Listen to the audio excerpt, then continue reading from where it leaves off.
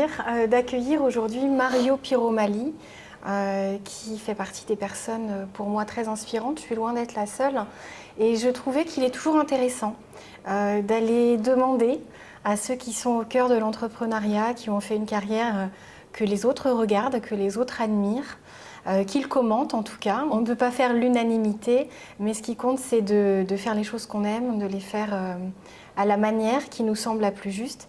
Et je tenais à poser quelques questions à Mario Piromali. Alors que vous soyez entrepreneur, étudiant, que vous rêviez d'une vie emplie de sens, en tout cas, je pense que vous allez beaucoup apprécier cette interview. On fait ça naturellement. Le but, c'est que ça soit un message qui arrive, qui vous marque, que ça crée un déclic. Et puis du coup, on va parler aussi aux étudiants de Rennes School of Business. Et on va revenir sur ce que vous pensez être un profil irrésistible. Alors ça, c'est une question un peu particulière. Mais pour ceux qui le savent, c'est dans le cadre de l'écriture du livre qui va sortir très bientôt pour aider ceux qui ont envie d'apporter plus à leur potentiel. Et donc votre regard, je suis très curieuse de le découvrir.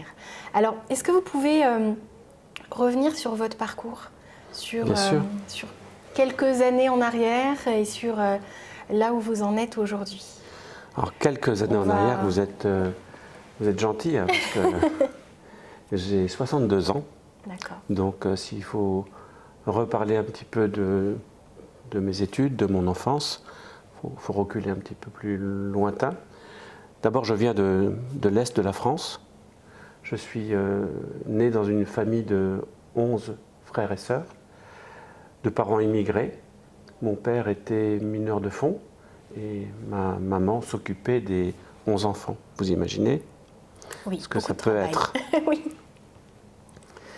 J'ai fait l'école hôtelière à Strasbourg, dans laquelle j'ai beaucoup appris. Malheureusement, je suis resté que 2 ans. J'ai fait un BEP, option restaurant, très exactement, où j'ai appris à servir les gens. Et ce mot servir est très important pour moi en tous les cas, parce que servir, ça a inspiré toute ma vie, quoi. Je voudrais vous dire, je ne sais pas trop de quoi on va parler exactement, mais pour moi, servir, c'est le plus beau métier du monde. Quel que soit le métier dans lequel on est, mais servir à quelqu'un, c'est beau. C'est le plus beau métier du monde. Parce que vous mettez beaucoup de sens dans ce mot. C'est-à-dire que servir, il y a une question de sens, il y a une question de servir à quelque chose, servir quelqu'un. Oui, c'est l'utilité que l'on a pour les autres. Parce qu'on n'est pas tout seul sur Terre. Se servir, c'est facile. Oui. Se servir, c'est merveilleux. Mais servir à quelqu'un, servir à quelque chose, servir à une communauté, servir à une entreprise, ça commence à avoir du sens, en tous les cas pour moi. Donc, même si, dans mon cas, j'ai fait l'école hôtelière et on pense tout de suite restauration, mais il faut regarder ça un petit peu plus largement et penser à, mais pourquoi je suis là? Qu'est-ce que j'ai à faire là-dedans? Qu'est-ce que je peux apporter de plus? Quelles que soient mes origines, quels que soient mes diplômes, quel que soit tout ce que je sais, mais qu'est-ce que je peux apporter de plus? Donc servir, c'est important. Et ça, c'est quelque chose que vous aviez en tête très jeune déjà? Je m'en suis rendu compte au fil de l'eau, tranquillement. Je ne suis pas né avec ça en tête, certainement, mais je me suis très très vite aperçu que j'étais attiré par le fait de vouloir servir les autres d'abord, rendre service. Oui. Un peu de façon un peu naïve, hein, comme ça. Qu'est-ce que je peux faire pour vous? Qu'est-ce que je peux faire pour que vous soyez heureux, que vous passiez un moment sympa dans le restaurant, et ainsi de suite.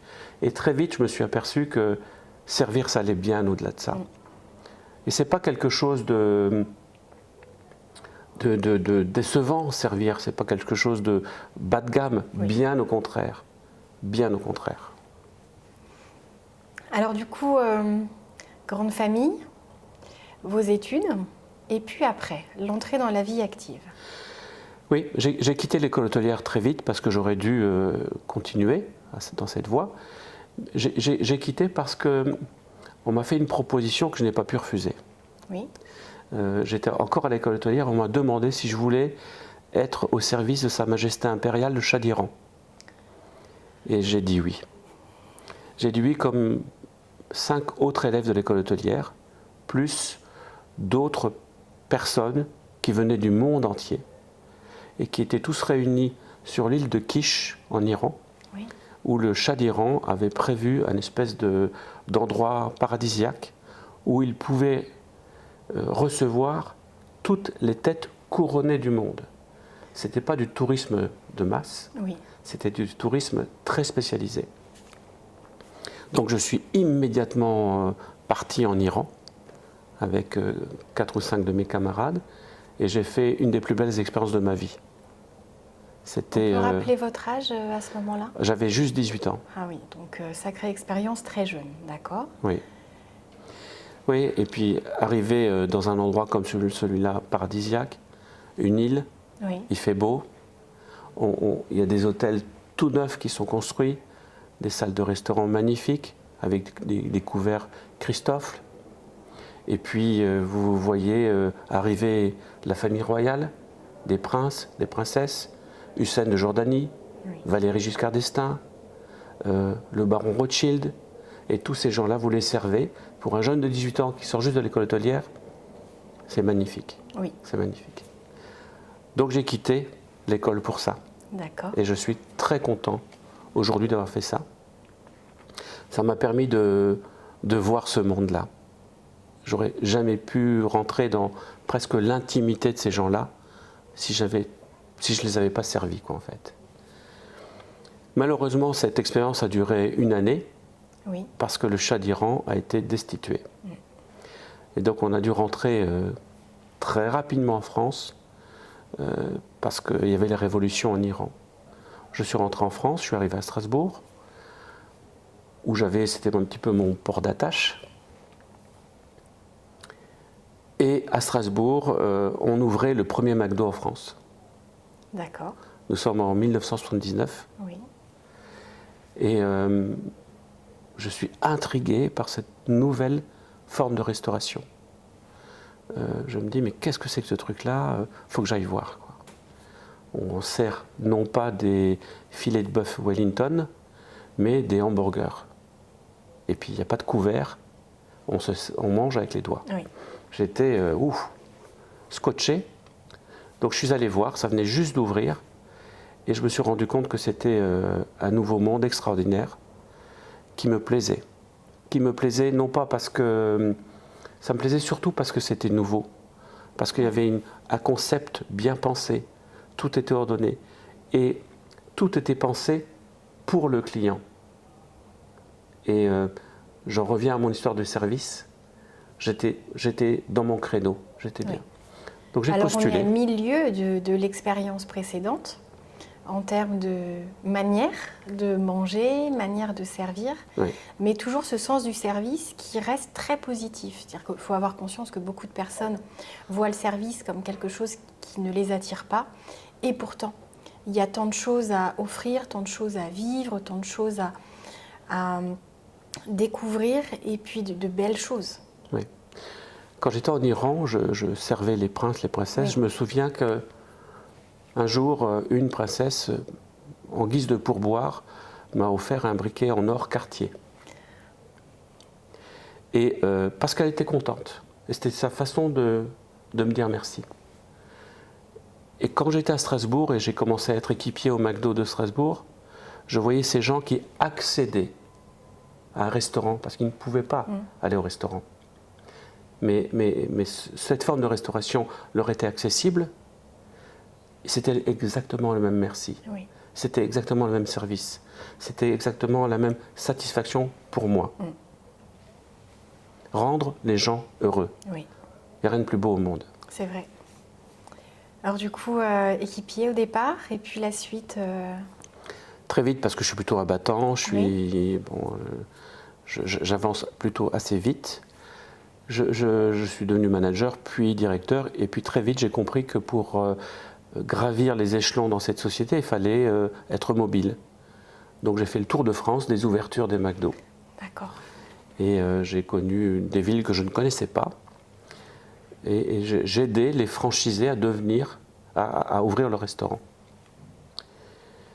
Là, encore une fois, j'ai fait ça quelques années. Oui. J'ai travaillé un petit peu en France, un petit peu à l'étranger. Et je me suis rendu compte que c'était très bien de faire ça pour les autres, mais que ce serait mieux de faire ça pour moi. Ah, ça y est, ça cheminait. Oui, j'ai pris goût à l'entrepreneuriat à ce moment-là. Je me suis dit, il n'y a pas de raison, je fais ça, je maîtrise ce que je fais, Oui. je fais ça bien, pourquoi je ne le ferais pas pour moi? C'est quoi la différence entre les autres et moi? Bon, j'ai très vite compris, hein, parce que j'ai demandé à devenir franchisé, Oui. et on m'a dit non. Ah. Pendant au moins 2 ans, on n'arrêtait pas de me dire non. Ça ne m'empêchait pas de redemander. Et pourquoi on vous disait non? Parce qu'à l'époque, j'avais 24 ans, 25 ans, D'accord. et qu'un franchisé avait 40 ans en moyenne, et qu'il avait l'équivalent d'aujourd'hui, c'est-à-dire 150 000 euros d'apport personnel, Ouais. et que moi, j'avais rien du tout. Donc c'était 2 bonnes raisons pour me dire non. Et puis, un beau jour, la chance a souri. Vous savez que la chance, c'est un facteur de réussite extraordinaire. La chance, c'est quelque chose qu'il ne faut pas regarder comme ça, comme si c'était rien. La chance, c'est important pour nous tous, Oui. et c'est important dans les affaires. Un jour, je redemande au président de McDo France, je tiens à te dire que je voudrais être franchisé, ainsi de suite, et je m'attends, comme d'habitude, à ce qu'il me dise arrête de m'embêter avec ça, c'est fini, on n'en parle plus. Puis, et je le vois interrogatif, et il était avec son bras droit, et son bras droit lui dit tu sais, on vient d'ouvrir un resto à Rennes, en Bretagne, et je te signale que tu veux le fermer parce qu'il ne marche pas. Pourquoi tu ne lui filerais pas? Et là, le président se retourne vers moi et dit Rennes, tu connais? Je dis ben non. C'est où? Donc il m'explique. Et il m'explique qu'on vient d'ouvrir un McDo dans un nouveau centre commercial, qui est le centre commercial Columbia, pour les Rennais, qui venait d'ouvrir aussi, mais qui ne fonctionne pas. Et qu'il ne trouvait pas de franchisé. Donc il me dit, si tu veux, va voir. Si ça t'intéresse, tu peux l'avoir. J'ai pris très rapidement l'avion. Je suis venu à Rennes, à Columbia. J'ai vu ce restaurant magnifique, dans le quartier du Colombier, entouré de tours d'habitation pour moi.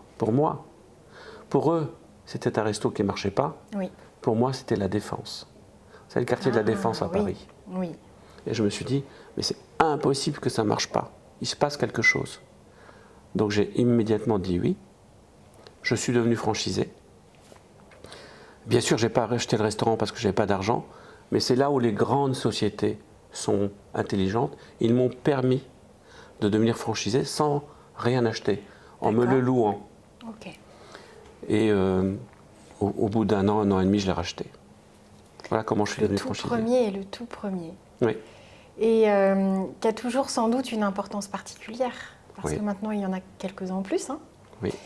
Quel est le nombre aujourd'hui? Alors on est en 2022. Ben 2022, là, dans une semaine, j'ouvrirai mon 23e restaurant. Sur la Bretagne? Toujours autour de Rennes. Toujours Rennes et autour de Rennes. Voilà. 50 km autour de Rennes, oui. Oui. Et vous savez les faire marcher. C'est mon métier, c'est ma vie. C'est ça. C'est ça ma vie. Oui. Alors on en a parlé un petit peu en off avant de commencer l'interview. Vous me dites c'est mon métier, c'est ma vie. C'est votre passion aussi parce que vous considérez que vous ne travaillez pas. C'est-à-dire que de l'extérieur, on imagine beaucoup de travail, peut-être de pression, de stress. Et vous avez un autre regard, une autre manière de le vivre. Oui, je vous disais, moi, je n'ai jamais eu l'impression d'avoir travaillé. Je ne travaille pas. Jamais. Bien sûr, des fois je suis fatigué, des fois il y a des efforts, mais ça ne me coûte en rien. Je vis ma vie comme un chemin qu'on parcourt tranquillement, puis on avance. Et les choses se font quand on le fait sérieusement, mais surtout quand on maîtrise ces choses. Et moi j'ai une chance inouïe, c'est que je connais bien mon métier. Et je suis disponible, corps et âme, pour mon métier et pour les gens qui m'entourent. Donc, je ne travaille pas. Je participe avec d'autres à servir des personnes. Et cette manière de regarder les choses, vous arrivez à le transmettre à ceux qui sont au quotidien, qui œuvrent, vos managers, ceux qui collaborent avec vous même sur d'autres projets. Est-ce que vous arrivez à amener, à répandre cette manière de voir les choses? Après le mot servir, vous venez de prononcer le deuxième mot le plus important, que je considère comme être le plus important quand on est un chef d'entreprise. Transmettre. Oui. Transmettre. À quoi ça sert d'accumuler des choses que l'on maîtrise si on les garde pour soi? Ça n'a aucun sens. Les transmettre, ça devient plus intéressant tout de suite. Donc oui, transmettre autour de moi, c'est quelque chose que je fais au quotidien. En fait, c'est ça mon vrai travail. Oui. Mon vrai travail, c'est de faire en sorte que ma façon de voir les choses, ma façon de gérer l'entreprise, la façon dont on doit parler aux gens, et ainsi de suite, que je le transmette aux personnes qui sont autour de moi, pour que ça me ressemble et que ça reste la belle entreprise que j'ai créée au départ. Qui continue de grandir, mais portée par cette même envie, par ces mêmes valeurs que vous continuez de ressentir, parce qu'on pourrait se fatiguer d'un univers, d'un projet qui se multiplie, mais vous, ça anime finalement. Ce qui est important pour vous, c'est une manière de le faire à plein d'endroits, auprès de plein de personnes qui travaillent avec vous. Je pense que vous dites sans doute travailler avec vous plutôt que pour vous. Oui. Et les clients qui découvrent ça, parce que vous le dites très bien, c'est-à-dire qu'il y a des personnes qui vont chez McDonald's, qui n'ont pas forcément les moyens d'aller dans d'autres types de restauration, d'autres types de restaurants. C'est leur sortie. Vous avez réussi à rendre ça plaisant pour les enfants. Ça, depuis très longtemps, c'est quelque chose qui fonctionne très très bien auprès des enfants, cette attraction dans ce type d'établissement. Et puis beaucoup d'adultes, des profils très différents, et pour plein de raisons. Je vous donnais d'ailleurs une indication, celle qui est donnée chez Air France. C'était une surprise pour vous, mais je pense que c'est important de le rappeler. Alors cette information, c'est que chez Air France, McDonald's est montré en exemple. C'était une surprise pour vous. Les personnes qui travaillent chez Air France vont se dire « mais de quoi parle-t-elle ?» Eh bien, j'ai un souvenir. J'ai un souvenir fort. On connaît les standards d'Air France, cette envie de toujours amener de l'émerveillement, du plus. C'est d'ailleurs étudié au sein d'autres compagnies dans le monde, cette manière de servir et d'amener toujours cette élégance dans le service. Et Air France, du jour où les McCafé ont fait leur apparition, que le service à table est arrivé en complément de ce qui se faisait déjà, qui pour simplement un café ou pour une boisson complémentaire, eh bien, était apporté avec autant de délicatesse que possible, ça dépend de vos équipiers, mais vous y veillez attentivement, et bien sûr un plateau. Et pour qu'Air France, avec ses standards, prenne en exemple McDonald's, je trouve que c'est une magnifique victoire. Parce que ce qui est dit, c'est si McDonald's a fait monter le standard, Air France doit le maintenir. Et Air France doit aussi amener chaque café, chaque verre à un passager, à un client, avec cette même élégance, sans jamais apporter un verre de main à la main, parce que dans les codes, ça doit vous rappeler des souvenirs dans l'hôtellerie. Ça n'est pas ce qui est promu. Et je pense que c'est aussi une belle récompense de voir que McDonald's continue de s'implanter de plus en plus, avec un standard qui augmente, tout en restant accessible, c'est-à-dire que ça reste accessible. On parle de tarifs, on parle de clientèle. Cette vaste campagne de publicité, venez comme vous êtes, c'est important, c'est-à-dire c'est vraiment l'accueil. L'accueil, vous parlez de service, mais ça fonctionne avec cet accueil. Et je trouve ça magnifique avec le parcours que vous avez. Alors vous me dites, vous êtes autodidacte, mais vous avez appris. Vous avez appris votre métier, vous avez quand même amené ce que vous aviez appris en école hôtelière et vous l'avez enrichi de votre envie d'amener plus. Ça m'amène à cette question, c'est-à-dire qu'au sein d'un livre pour conseiller tout type de profil sur ce qu'ils peuvent ajouter à leur identité et à leur personnalité, quels sont pour vous les éléments qui font la différence?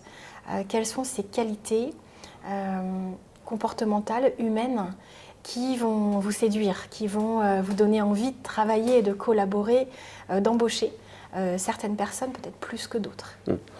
D'abord, je reviens une seconde sur ce qu'on parlait tout à l'heure sur McDo, juste pour vous rappeler que je ne suis qu'un franchisé à McDonald's. Je ne fais qu'appliquer des normes et des standards que McDo, dans le monde et en France en particulier, a mis en place. Je ne les ai pas inventés. J'ajoute que ce n'est pas si facile que ça, juste d'appliquer les normes et les principes. Mais je ne voudrais pas que l'on pense que je suis McDo, que j'ai tout inventé, certainement pas. Après, pour parler des autres, comment les percevoir en eux des qualités, et comment, quand on est une personne, comment les sublimer. Moi, je pense que quand on est côté recruteur, il faut avoir l'humilité d'embaucher des personnes qui ne vous ressemblent pas. Parce qu'on a tous le même défaut. On veut embaucher des personnes qui nous ressemblent. Vous savez, celui qui a fait comme moi, qui travaille tellement, qui est comme moi, et ainsi de suite. C'est bien 5 minutes. Mais si on veut faire prospérer l'entreprise, il faut embaucher des personnes qui ne sont surtout pas comme moi, pour apporter un plus à sa propre entreprise. Mais pour faire ça, il faut de l'humilité. Parce qu'on est amené à embaucher des personnes qui sont meilleures que soi. Et ça, quand ça vous arrive, ça doit être un soulagement plutôt qu'une crainte. Il y a des entrepreneurs qui ont peur de ces embauches, de vrais profils. Mais vous, finalement, vous comprenez tout l'apport. C'est ça. Quel bonheur. C'est ça. C'est de la sérénité, de l'inspiration même pour vous, parce que je pense que vous pouvez vous dire, on apprend. Lui ou elle, il y a quelque chose et vous êtes très fiers de pouvoir travailler avec. Apporter dans son entreprise une pépite complémentaire, supplémentaire, qui ne vous ressemble pas, tout ça, ça fait une belle bague qui rayonne vraiment bien. Je pense que c'est vraiment un atout que de savoir recruter des personnes qui ne vous ressemblent pas et qui amèneront quelque chose de plus, de mieux que vous-même. Après, il faut savoir gérer ces personnes. Et là, encore une fois, je pense qu'il faut des qualités humaines toutes simples. S'intéresser aux autres. Qu'est-ce qui peut bien vous intéresser ? Comment vous réfléchissez ? Comment vous voyez les choses ? Il faut que j'ai pour vous une certaine empathie pour que l'on puisse travailler ensemble, communiquer ensemble pour le bien de l'entreprise. Donc l'empathie, c'est une qualité managériale primordiale. Ne pas s'intéresser aux autres, c'est juste impossible dans le management. Je pense que pour que les autres donnent le meilleur d'eux-mêmes, il faut qu'on s'intéresse à eux. C'est ça. C'est pas plus compliqué que ça. Alors, s'intéresser aux autres, être humble, ça ne veut pas dire tout laisser faire. Ça ne veut pas dire se mettre en dessous des autres. Non, bien au contraire. Il faut en face de ça de l'exigence, garder l'esprit de son entreprise, l'imposer s'il le faut, l'expliquer, mais savoir écouter l'autre quand il dit quelque chose de plus intéressant que vous. Oui. Alors c'est très inspirant parce que ça rejoint toujours ce côté on avance ensemble avec des profils complémentaires.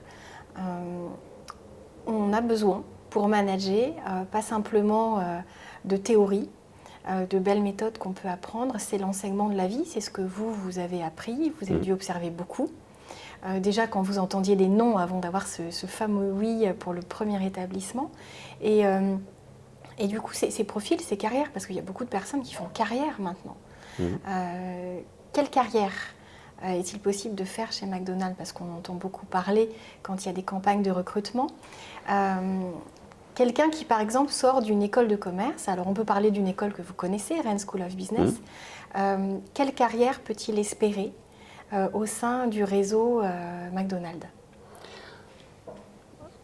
Si on sort de l'ESC Rennes, ou d'ailleurs, on peut faire plusieurs métiers chez McDonald's. Des métiers dans le management, des métiers dans le marketing, des métiers dans les achats. Enfin, c'est une entreprise tellement vaste qui offre beaucoup de possibilités. En tous les cas, on peut, la carrière classique, c'est dans l'opérationnel, Oui. être manager, directeur, superviseur, directeur d'un marché, directeur d'une région, devenir franchisé. Enfin, toutes les carrières sont ouvertes pour toutes les personnes qui ont envie. Oui. Juste envie. Donc, comme dans d'autres métiers, j'imagine. Donc, le monde appartient à ceux qui ont envie, en fait. Peu importe le métier, peu importe la boîte, peu importe l'enseigne. Si vous avez envie, le monde vous appartient. Oui. Et si vous vous mettez pas trop de barrières, mais des bonnes barrières, mais pas n'importe quelles, je pense que le monde vous appartient. Et puis le monde est tout petit. Enfin, vous le savez bien. Oui. Aujourd'hui, le monde est minuscule. Donc il y a beaucoup de choses à faire aujourd'hui quand on a l'envie. Et je pensais à ça quand vous me faisiez penser à mes débuts, la persévérance. Vous savez, persévérer, persévérer. On vous dit non. Si vous savez que vous avez raison, vous continuez. Persévérer, persévérer, convaincre les autres. La persévérance, c'est l'arme du pauvre. C'est celui qui n'a plus rien. Il ne lui reste qu'une seule chose, c'est persévérer. Oui. Donc il va réussir, forcément. Alors c'est sans doute des conseils que vous donnez au sein d'IAO. Oui, je pense. Parce qu'on a parlé de McDonald's, mais il y a IAO aussi, qui occupe une bonne partie, qui fait partie de l'un de vos métiers, on en parlait. Votre vie est riche de plein de métiers, de plein d'aventures. Je pense que c'est une vie que vous n'auriez pas imaginée au départ, ou est-ce que vous vous étiez projeté comme ça en vous disant oh, j'ai zéro limite et je vais peut-être faire des choses incroyables? Est-ce qu'il y avait cette envie de faire quelque chose d'incroyable ou est-ce que c'est une suite d'opportunités? Je pense qu'il y avait sans doute de l'envie, oui. Mais il n'y avait rien de programmé. D'accord. La seule envie que j'avais, c'est servir. Oui. Ça, je le sais, ça. J'ai toujours su, pratiquement. Mais je n'ai pas programmé toutes ces choses-là. C'est pas vrai. IAO, c'est une aventure extraordinaire. Et j'en viens au mot qu'on a utilisé tout à l'heure, c'est transmettre. Oui, tout à fait. IAO, c'est la traduction, de mon point de vue, parfaite de la transmission. C'est rendre aux autres ce que j'ai reçu. Oui. Moi, je n'étais pas destiné à devenir chef d'entreprise. Un jour, McDo a eu un regard bienveillant sur moi. Bien sûr, ils étaient contents de me trouver, oui. Mais ça aurait pu être quelqu'un d'autre. Donc, ils m'ont tendu la main. Et je suis devenu franchisé McDo. Regardez autour de vous, regardez peut-être dans votre vie, à un jour, à un moment, quelqu'un vous a dit quelque chose, fait quelque chose, qui vous a peut-être pas servi tout de suite, mais à un moment, ça vous a servi. Un professeur à l'école qui vous a dit un truc, qui vous a marqué, qui ressort quelques années plus tard. Nous laissons des traces autour de nous. Et si ces traces sont des bonnes traces, bienveillantes, où on a envie de rendre à l'autre, elles peuvent servir, elles peuvent faire une belle vie à quelqu'un d'autre, transmettre généreusement, transmettre gratuitement ce que l'on sait, ce que l'on a acquis aux autres, comme ça, sur un plateau, comme à Air France. Eh bien, c'est devenir un chef d'entreprise accompli. Vous savez, la vie d'un chef d'entreprise, c'est souvent la même. D'abord, on veut monter sa boîte. Alors on est vaillant, on est fier, on y va, on ne se paye pas, parce qu'il faut faire monter la boîte. On a beaucoup de galères et on les surmonte. Chef d'entreprise, c'est la gestion de l'imprévisible. Vous savez, tous les jours, il y a quelque chose d'autre qu'on n'avait pas imaginé. Donc il faut être souple dans sa tête pour gérer ce qu'on n'avait pas prévu. Donc il y a cette première partie où il vaut mieux être encore vert pour le faire, parce qu'il faut y aller. Il y a la deuxième partie où ça commence à aller un petit peu mieux, les choses se stabilisent, l'entreprise prend forme, prend sa place dans la société, elle existe enfin. On l'appelle, on fait appel à vous. On a un peu de fierté là, tranquillement, on se dit que ça sent bon, ça sent bon. Et puis après ça va très très bien.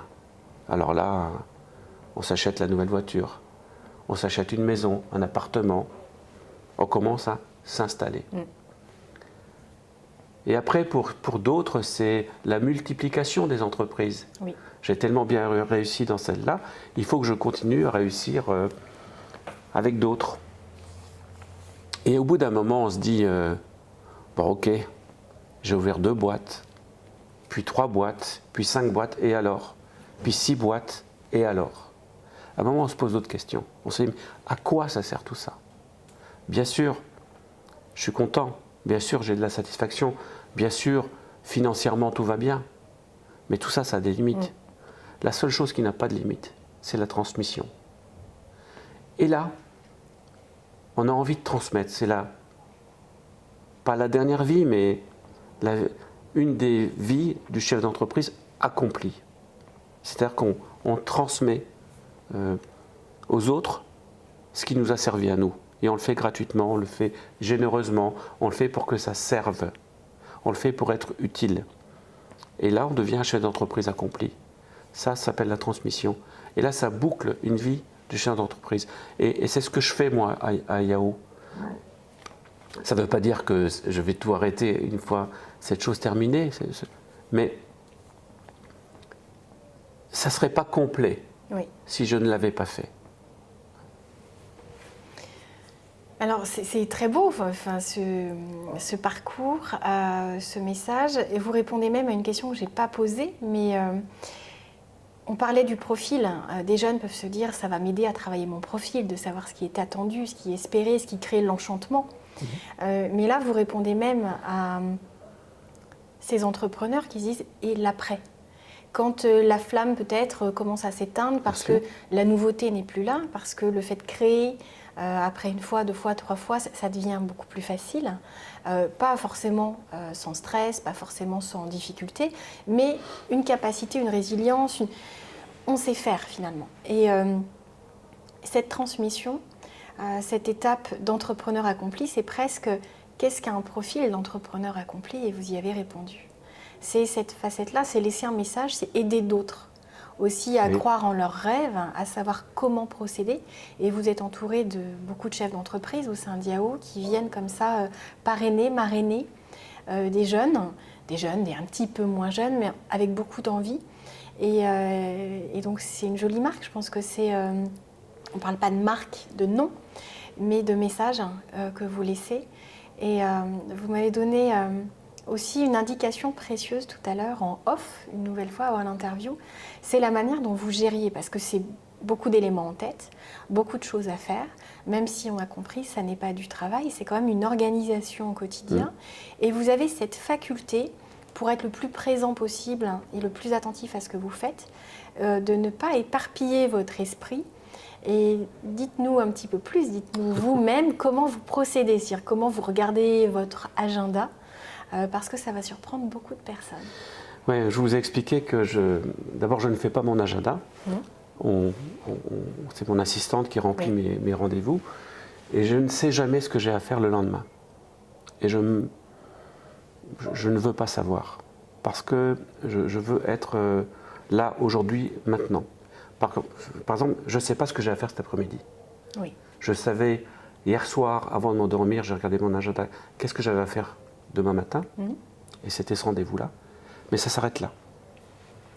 L'idée, c'est d'être là, maintenant, tout de suite, et de ne pas me polluer la tête avec toutes ces choses que je fais, parce que j'en fais peut-être un peu trop, un peu beaucoup, dans plusieurs métiers. Et si je mélange tout ça, ça ne va pas le faire.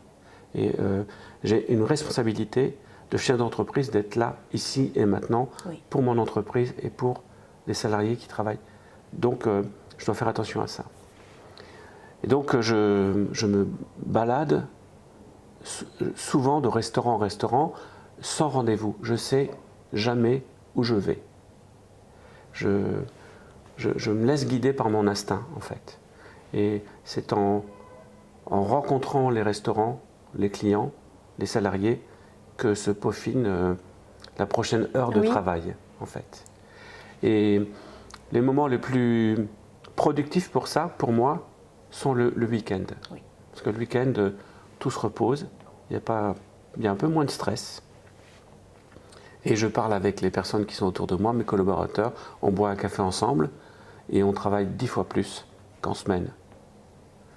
Donc voilà, je n'ai pas de recette miracle là-dessus, mais ma façon de faire, elle peut paraître un peu désorganisée comme ça, mais elle ne l'est pas du tout. En fait, rien ne m'échappe, mais rien ne se colle à moi. Oui.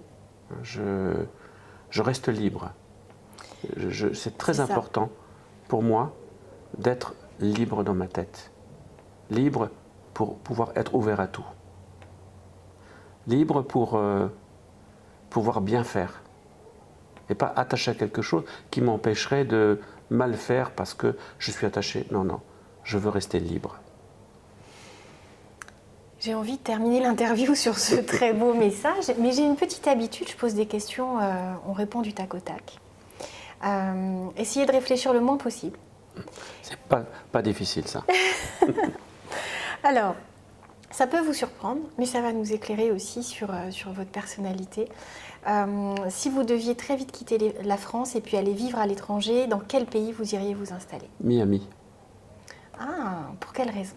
Parce qu'il fait beau. Oui. Parce que c'est le pays où tout est possible. Parce que aussi, ne croyez pas qu'aux États-Unis tout est bien, c'est pas vrai. Comme partout, il y a des choses bien et des choses pas bien. Mais c'est encore possible. En plus, il fait beau. Les gens aiment la réussite. Donc, moi, je pense que j'irai là. Merci. La leçon qui vous a le plus appris dans votre vie? Le premier franchisé chez qui j'ai travaillé, à Strasbourg, Michel. Comme c'était le premier franchisé en France, je lui ai dit, mais Michel, pourquoi tu as demandé à être franchisé à Strasbourg? Tu te rends compte? Tu pourrais être franchisé à Monaco, à Nice, là où il fait beau et ainsi de suite, c'est merveilleux. Et toi, tu restes à Strasbourg, pourquoi? Et il me répond, Mario, rappelle-toi d'un truc. L'argent se travaille dans le nord et se dépense dans le sud. C'est vrai, c'est vrai. Autre question du tac au tac, quel est l'entrepreneur dans le monde qui vous inspire le plus? J'en ai plusieurs. Ah. Alors, il y a des personnalités qui m'impressionnent beaucoup. J'ai perdu son nom tout de suite, il est décédé dernièrement, qui s'occupait de Chanel, Karl Lagerfeld. Karl Lagerfeld. Karl Lagerfeld, il m'a toujours impressionné. Pourquoi? Parce qu'il dit ce qu'il pense et parce qu'il paraît tellement sûr de lui. Il assume parfaitement toute sa vie. Il assume la façon dont il est. Et quand il fait un dessin, c'est un dessin juste. Donc, moi, il m'a toujours impressionné, cet homme-là. Après, ça peut être des personnes que vous ne connaissez pas qui m'ont beaucoup impressionné. Des gens qui disent des choses pleines de sens. Et j'en ai pas qui viennent en tête, sauf Karl Lagerfeld, là, tout de suite. D'accord. Très bien. Eh bien, écoutez, je vais vous libérer. Vous allez pouvoir regarder votre agenda de cet après-midi. Oui. Et j'ai trouvé ça magnifique que vous puissiez nous transmettre ce message, alors d'une manière différente. Je suis rennaise, très attachée à la Bretagne, et j'ai trouvé ça important de laisser la parole à des entrepreneurs qui, ici, inspirent énormément. Heureusement, pas qu'en Bretagne, mais ce côté humain que vous ajoutez à la réussite. Chacun sa définition de la réussite, chacun sa définition du bonheur. Vous savez que c'est mon cheval de bataille. Et j'adore partager des moments comme celui qu'on vient de vivre. Donc merci beaucoup pour le temps accordé, merci pour les messages transmis. Bravo aussi de réussir à parler aussi bien à des jeunes. On a parlé de Rennes School of Business. Il y a beaucoup d'autres personnes qui vont se retrouver aussi dans les conseils prodigués, des entrepreneurs aussi, des jeunes, des moins jeunes, qui peuvent aussi se remettre en question et ajouter plus à leur profil tout en restant authentiques, tout en restant eux-mêmes. Et merci de le faire si bien. C'est moi qui vous remercie de prêter un tout petit peu d'attention sur ma petite personne. Je serais juste content si ça sert à quelqu'un, ce qu'on vient de se dire aujourd'hui. Ça serait ma récompense. Merci beaucoup. Merci.